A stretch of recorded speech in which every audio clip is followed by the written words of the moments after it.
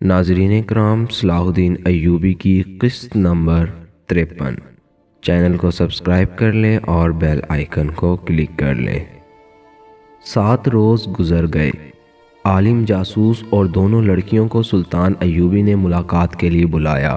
انہیں لایا گیا تو سلطان ایوبی نے کہا کہ انہیں دوسرے کمرے میں بٹھا دو۔ ان کے پاؤں میں بیڑیاں اور ہاتھوں میں زنجیریں تھیں۔ انہیں جس کمرے میں بٹھایا گیا وہ سلطان ایوبی کے خاص کمرے کے ساتھ تھا۔ دونوں کا ایک دروازہ تھا جس کا ایک کیواڑ کھلا ہوا تھا۔ سلطان ایوبی کمرے میں ٹہل رہا تھا۔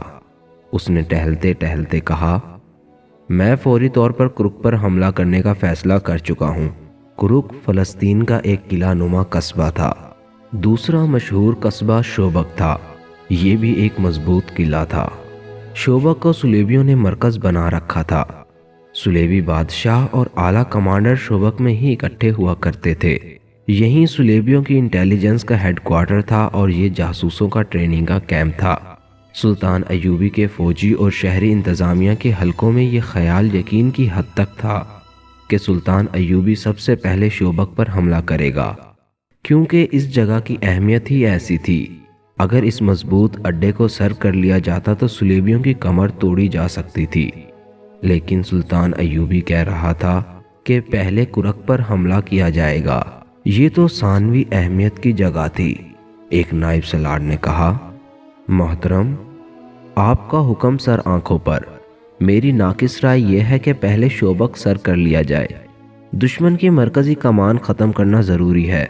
اگر ہم نے شوبک لے لیا تو کرک لینا کوئی مشکل کام نہیں، اور اگر ہم نے کرک پر طاقت ضائع کر دی تو شوبک لینا ناممکن ہو جائے گا۔ دوسرے کمرے میں جاسوس بیٹھے تھے۔ درمیانی دروازے کا ایک کیواڑ کھلا ہوا تھا۔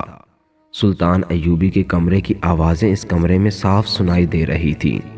عالم جاسوس کے کان کھڑے ہو گئے۔ وہ آہستہ آہستہ سرک کر دروازے کے ساتھ آ گیا۔ اس وقت سلطان ایوبی کہہ رہا تھا، میں درجہ و درجہ پیش قدمی کرنا چاہتا ہوں۔ کرک شوبک کی نسبت آسان شکار ہے۔ میں اس پر قبضہ کر کے اسے اڈا بنا لوں گا۔ کمک منگوا کر اور فوج کو کچھ عرصہ آرام دے کر پوری تیاری کے ساتھ شوبک پر حملہ کروں گا۔ اس قصبے کا دفاع ہمارے جاسوسوں کے کہنے کے مطابق اتنا مضبوط ہے کہ ہمیں لمبے عرصے تک اسے محاصرے میں رکھنا پڑے گا۔ میرا خیال ہے کہ کرک پر ہماری زیادہ طاقت ضائع نہیں ہوگی۔ ہمیں پہلے ایک اڈا چاہیے اور ایسی رسدگاہ جہاں سے ہمیں فوری طور پر رسد ملتی رہے۔ جاسوس عالم دروازے کے ساتھ بیٹھا سن رہا تھا۔ دونوں لڑکیاں بھی اس کے پاس آ بیٹھیں۔ علی بن سفیان نے بھی دھیان نہ دیا کہ ایسی راز کی باتیں جاسوسوں کے کانوں میں پہنچ رہی ہیں۔ ہو سکتا ہے سلطان ایوبی اور علی بن سفیان نے اس لیے احتیاط نہ کی ہو کہ ان جاسوسوں کو شوبک واپس تھوڑی ہی جانا تھا۔ انہیں تو ساری عمر قید میں گزارنی تھی یا جلاد کے ہاتھوں مرنا تھا۔ عالم جاسوس نے لڑکیوں سے سرگوشی میں کہا، کاش ہم میں سے کوئی ایک یہاں سے نکل سکے اور صلاح الدین ایوبی کے اس ارادے کی اطلاع شوبک اور کرک تک پہنچا دے۔ یہ کتنا قیمتی راز ہے۔ اگر پہلے ہی وہاں پہنچا دیا جائے تو مسلمانوں کی فوج کو کرک کے راستے میں ہی لڑائی میں الجھا کر اس کی طاقت ختم کی جا سکتی ہے۔ ان کا حملہ کرک سے دور ہی پسپائی میں بدلا جا سکتا ہے۔ ہمیں مکمل رازداری کی ضرورت ہے۔ سلطان ایوبی اپنے کمرے میں ٹہلتے ہوئے کہہ رہا تھا، اگر صلیبیوں کو ہمارے حملے کی خبر قبل از وقت ہو گئی تو ہم کرک تک نہیں پہنچ سکیں گے۔ وہ ہمیں راستے میں روک لیں گے۔ ہمارے لیے خطرہ یہ ہے کہ صلیبیوں کے مقابلے میں ہماری فوج بہت کم ہے۔ صلیبیوں کی نفری زیادہ ہونے کے علاوہ ان کے گھوڑے اور ہتھیار ہم سے بہتر ہیں۔ ان کے خول لوہے کے ہیں اور وہ ذرہ بختر بھی پہنتے ہیں۔ اس سے ہمارے تیر انداز بیکار ثابت ہوئے ہیں۔ میں چاہتا ہوں کہ صلیبیوں کو بے خبری میں جا لوں تاکہ انہیں کھلے میدان میں لڑنے کا موقع نہ ملے۔ اگر وہ کھلے میدان میں لڑے تو ہمارے عقب میں آ کر وہ ہماری رسد کا نظام روک دیں گے۔ اس کا نتیجہ پسپائی اور شکست کے سوا اور کچھ نہ ہوگا۔ میں وہ راستہ اختیار کروں گا جو چاریب کے ٹیلوں میں سے گزرتا ہے۔ یہ بڑا وسیع و عریض علاقہ ہے۔ مجھے خطرہ صرف یہ نظر آ رہا ہے کہ صلیبی راستے میں آ کر لڑے تو ہمیں شکست کے لیے تیار رہنا چاہیے۔ اس کا علاج یہ ہے کہ فوج کو 3-4 حصوں میں تقسیم کر کے صرف رات کے وقت کوچ کرایا جائے، دن کے وقت کوئی حرکت نہ کی جائے، علی بن سفیان نے کہا۔ راستے میں کوئی بھی اجنبی آدمی یا قافلہ نظر آئے اسے روک لیا جائے اور کرک تک پہنچنے تک اسے اپنے ساتھ رکھا جائے۔ جاسوسی کے خلاف یہی اقدام کارگر ہو سکتا ہے۔ اس وقت جب عالم جاسوس اور 2 لڑکیاں سلطان ایوبی کی زبان سے اس قدر نازک اور اہم منصوبہ سن رہی تھیں، شوبک کے قلعے میں سلیبیوں کی اہم شخصیتوں اور کمانڈروں کی کانفرنس بیٹھی ہوئی تھی۔ یہ لوگ پریشان تھے۔ ان میں حاتم الاکبر نام کا ایک مصری مسلمان بھی بیٹھا تھا۔ وہ انہیں یہ خبریں تفصیل سے سنا چکا تھا کہ خلیفہ العاضد معزولی کے بعد مر چکا ہے۔ مصر اب بغداد کے خلیفہ کے تحت آ گیا ہے۔ سلیبیوں کا وفادار مسلمان نائب سالار رجب پر اصرار طریقے سے مارا جا چکا ہے۔ وہ جن 3 لڑکیوں کو شوبک سے لے کر گیا تھا وہ بھی ماری جا چکی ہیں، اور سلیبیوں کا ایک اور وفادار مسلمان فوجی حاکم فیض الفاطمی بھی جلاد کے ہاتھوں مروا دیا گیا ہے۔ اب حاتم الاکبر نے انہیں یہ خبر سنائی کہ جس عالم جاسوس کو 2 لڑکیوں کے ساتھ قاہرہ بھیجا گیا تھا وہ عین اس وقت لڑکیوں سمیت گرفتار ہو گیا ہے جب اس کا مشن کامیاب ہو رہا تھا۔ یہ ثبوت ہے کہ سلطان صلاح الدین ایوبی کا سراغ رسانی کا نظام بہت ہوشیار ہے، کونارڈ نے کہا۔ کونارڈ سلیبیوں کا مشہور حکمران اور فوجی کمانڈر تھا۔ اس نے کہا، ان لڑکیوں کو وہاں سے آزاد کرانا ممکن نہیں۔ نہایت اچھی لڑکیاں ضائع ہوتی جا رہی ہیں۔ سلیب کی خاطر ہمیں یہ قربانی دینی پڑے گی۔ سلیبیوں کے ایک اور بادشاہ اور فوجی کمانڈر گے آف لوزینان نے کہا، ہمیں مرنا بھی ہے۔ ہمارے جو آدمی پکڑے گئے ہیں انہیں بھول جاؤ، ان کی جگہ اور آدمی بھیجو۔ یہ 2 لڑکیاں کہاں سے آئی تھیں؟ اس نے پوچھا۔ اور وہ 3 لڑکیاں کون تھی جو رجب کے ساتھ ماری گئی تھی؟ ان میں 2 عیسائی تھیں، ان کے انٹیلیجنس کے سربراہ نے جواب دیا۔ دونوں اطالوی تھیں اور 3 مسلمان تھی۔ انہیں بچپن میں اٹھایا گیا تھا۔ بہت خوبصورت تھی۔ جوانی تک انہیں یاد نہیں رہا تھا کہ وہ مسلمان تھی۔ ہم نے انہیں بچپن میں ہی اس فن کی تربیت دینی شروع کر دی تھی۔ یہ شک نہیں کیا جا سکتا کہ انہیں چونکہ معلوم تھا کہ وہ مسلمان ہیں، اس لیے انہوں نے ہمیں دھوکہ دیا۔ مسلمان تھی تو کیا؟ کونارڈ نے کہا اور حاتم الاکبر کی طرف اشارہ کر کے کہا، ہمارا پیارا دوست حاتم بھی تو مسلمان ہے، کیا اسے اپنے مذہب کا پاس نہیں؟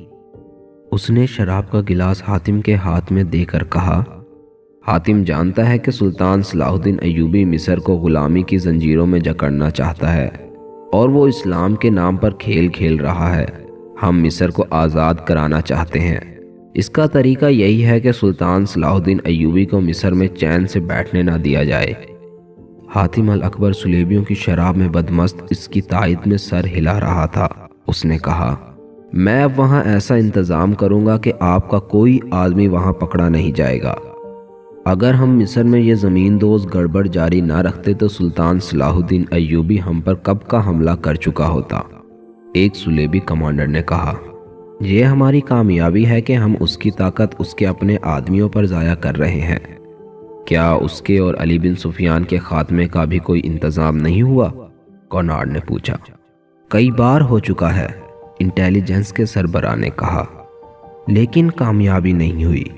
ناکامی کی وجہ یہ ہے کہ دونوں پتھر قسم کے انسان ہیں، نہ وہ شراب پیتے ہیں نہ عورت کو پسند کرتے ہیں، اس لیے نہ انہیں شراب میں کچھ دیا جا سکتا ہے نہ عورت کے ہاتھوں مروایا جا سکتا ہے۔ اب کامیابی کی توقع ہے۔ ایوبی کے باڈی گارڈز میں 4 آدمی فدائی ہیں، انہیں میں نے بڑی چپک دستی سے وہاں تک پہنچایا ہے۔ جب بھی موقع ملا وہ دونوں کو یا ایک کو ختم کر دیں گے۔ کیا ہمارے ہاں ایوبی کے بھیجے ہوئے جاسوس ہیں؟ گے آف لوزینان نے پوچھا۔ یقیناً ہے، انٹیلیجنس کے سربراہ نے جواب دیا۔ جب سے ہم نے مصر میں اور ادھر شام میں جاسوسی اور تباہ کاری کا سلسلہ شروع کیا ہے، سلطان ایوبی نے بھی اپنے جاسوس ہمارے ہاں بھیج دیے ہیں۔ ان میں سے 2 پکڑے گئے ہیں، وہ اذیتوں سے مر گئے ہیں، اپنے کسی تیسرے ساتھی کی نشاندہی نہیں کی۔ ان کی کامیابی کس حد تک ہے؟ بہت حد تک، دوسرے نے جواب دیا۔ کرک میں ہماری رسد کو جو آگ لگی تھی جس میں آدھی رسد جل گئی اور 11 گھوڑے زندہ جل گئے تھے، وہ ایوبی کے تباہ کار جاسوسوں کا کام تھا۔ میں آپ کو یہ بھی بتا سکتا ہوں کہ ہماری جنگی کیفیت اور اہلیت کی پوری معلومات سلطان ایوبی کو ملتی رہتی ہے۔ اس کے جاسوسوں کو خراج تحسین پیش کرتا ہوں کہ جان پر کھیل جاتے ہیں اور کام پوری دیانتداری سے کرتے ہیں۔ ان میں بہت دیر اس مسئلے پر بحث ہوتی رہی کہ مصر اور شام میں تخریبی کارروائیوں کو کس طرح تیز اور مزید تباہ کن بنایا جا سکتا ہے۔ حاتم الاکبر انہیں سلطان ایوبی کی حکومت کی کمزور رگیں اور مضبوط پہلو دکھا رہا تھا۔ آخر فیصلہ ہوا کہ حاتم الاکبر کو کچھ آدمی اور وہ 3 لڑکیاں دی جائیں۔ اس وقت سلطان ایوبی اپنے 2 نائبین اور علی بن سفیان کو اپنے اس منصوبے سے آگاہ کر رہا تھا کہ وہ کرک پر حملہ کرے گا۔ اس نے 20 روز بعد کا دن بتایا جب اسے فوجوں کو کوچ کرانا تھا۔ یہ تمام تر منصوبہ عالم جاسوس اور 2 لڑکیاں ساتھ والے کمرے میں سن رہی تھیں۔ عالم نے ایک بار پھر لڑکیوں کے ساتھ افسوس کا اظہار کیا کہ انہیں ایک راز معلوم ہو گیا ہے، مگر وہ اسے شوبک تک نہیں پہنچا سکتے۔ ایک لڑکی نے کہا، میں کوشش کروں گی کہ سلطان صلاح الدین ایوبی مجھے پسند کر لے۔ اگر تھوڑی سی دیر کے لیے بھی وہ مجھے اپنے ساتھ تنہائی میں رکھ لے تو میں اس سے رہائی پا لوں گی۔ مجھے امید ہے کہ میں اس کی عقل پر قبضہ کر لوں گی۔ معلوم نہیں اس نے ہمیں کیوں بلایا ہے، عالم جاسوس نے کہا۔ تم دونوں یاد رکھو، اگر وہ تمہیں اکیلے بلائے تو دونوں یہ کوشش کرنا کہ اسے حیوان بنا سکو۔ اگر وہ شراب پیے تو تم جانتی ہو کہ اسے کتنی پلا کر بے ہوش کیا جا سکتا ہے۔ وہ بے ہوش ہو جائے تو فرار کا طریقہ تم جانتی ہو، اور دونوں کو معلوم ہے کہ تمہیں کس کے پاس پہنچنا ہے۔ اس کا گھر مسجد کے بالمقابل ہے۔ میں جانتی ہوں، ایک لڑکی نے کہا۔ مہدی آبادان؟ ہاں، عالم نے کہا۔ اگر تم مہدی تک پہنچ گئی تو وہ تمہیں شوبک تک پہنچا دے گا۔ میرے فرار کا تو سوال ہی پیدا نہیں ہوتا۔ تم نے ایوبی کا منصوبہ سن لیا ہے۔ کوچ کی تاریخ یاد رکھو، راستہ یاد کر لو۔ کوچ رات کے وقت ہوا کرے گا، دن کے وقت اس کی فوج کوئی حرکت نہیں کرے گی۔ حملہ کرک پر ہوگا۔ مجھے امید ہے کہ یہ اطلاع قبل از وقت پہنچ گئی تو ہماری فوج ایوبی کو راستے میں روک لے گی۔ ایوبی اسی صورتحال سے ڈرتا ہے۔ شوبک میں جا کر یہ خاص طور پر بتانا کہ ایوبی کھلے میدان میں آمنے سامنے نہیں لڑنا چاہتا، کیونکہ اس کے پاس فوج کم ہے۔ سلطان ایوبی کے کمرے سے ایسی آوازیں آئیں جیسے اجلاس ختم ہو گیا ہو اور نائبین باہر جا رہے ہیں۔ عالم اور لڑکیاں فوراً اس جگہ سرک گئیں جہاں انہیں بٹھایا گیا تھا۔ عالم کے کہنے پر انہوں نے سر گھٹنوں میں دے لیے جیسے انہوں نے کچھ بھی نہیں سنا، اور گرد و بیش کا کوئی ہوش نہیں۔ انہیں اپنے کمرے میں قدموں کی آواز سنائی دی تو بھی انہوں نے اوپر نہ دیکھا۔ عالم نے اس وقت اوپر دیکھا جب کسی نے اس کے کندھے پر ہاتھ رکھا اور کہا، اٹھو، میرے ساتھ آؤ۔ وہ علی بن سفیان تھا۔ علی نے لڑکیوں کو بھی اٹھایا اور انہیں سلطان ایوبی کے کمرے میں لے گیا۔ میں تمہارے علم اور تمہاری ذہانت کی داد دیتا ہوں، سلطان ایوبی نے عالم جاسوس سے کہا۔ ان کی زنجیریں کھول دو، تم تینوں بیٹھ جاؤ۔ علی بن سفیان باہر گیا۔ سلطان ایوبی نے عالم سے کہا، لیکن تم علم کو کس شیطانی کام میں استعمال کر رہے ہو؟ اس کی بجائے تم یہاں آ کر اپنے مذہب کی تبلیغ کرتے تو میں تمہاری قدر دل کی گہرائیوں سے کرتا کہ تم اپنے مذہب اور اپنے نبی کی خدمت کر رہے ہو۔ کیا تمہارے مذہب میں یہ روا ہے کہ تم دوسرے مذہب کی عبادت گاہ میں اس کے مذہب میں جھوٹ شامل کرو؟ کیا تمہارے دل میں اپنی مقدس صلیب کا، حضرت عیسیٰ کا اور کنواری مریم کا یہ احترام ہے کہ جھوٹ اور ابلیسیت جیسے کبیرہ گناہ کر کے تم ان کی عبادت کرتے ہو؟ یہ جھوٹ میرے فرائض میں شامل ہے، عالم نے کہا۔ میں نے جو کچھ کیا مقدس صلیب کے لیے کیا۔ تم کہتے ہو کہ تم نے انجیل اور قرآن پر گہرا مطالعہ کیا ہے، سلطان ایوبی نے کہا۔